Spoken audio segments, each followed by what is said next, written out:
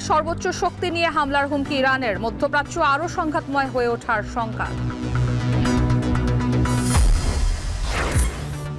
বিশেষ পরিস্থিতিতে চাকরিতে প্রবেশের বয়স সীমা বাড়ানো যৌক্তিক বললেন কমিটি প্রধান। প্রথম বৈঠক ফলপ্রসূ হওয়ার দাবি সমন্বয়কের। এখনকার যে বয়সটা এইটা বাড়ানো উচিত, বয়স বৃদ্ধি করার যৌক্তিকতা আছে, এই বিষয়ে কোনো সন্দেহ নেই। নদী দূষণ আর আদর্শ প্রজনন স্থল সংকটে দেশে কমছে ইলিশ, দ্রুত ব্যবস্থা না নিলে অন্যত্র চলে যাওয়ার শঙ্কা।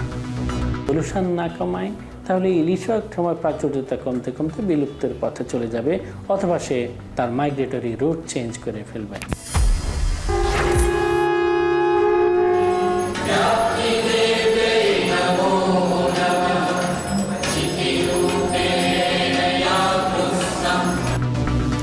এবং শুভ মহালয় দুর্গার আবাহনে দেবীপক্ষের সূচনা। চণ্ডীপাঠ, ঢাক আর শঙ্খধ্বনিতে মণ্ডপে মণ্ডপে ভক্তদের আরাধনা।